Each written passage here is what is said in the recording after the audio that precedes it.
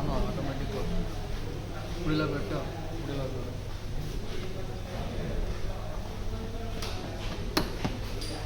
on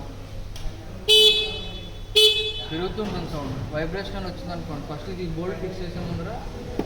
ఇది fix చేసి నార్మల్గా హార్న్ పెట్టడం హార్న్ బంద్ చేస్తుంది అనుకోండి బోల్ట్ వేసి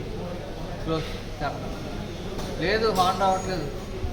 ఇవ్వండి ఒకసారి ఇలా పైకి కింద నొక్కండి పెట్టండి హార్న్ కొట్టండి అప్పుడు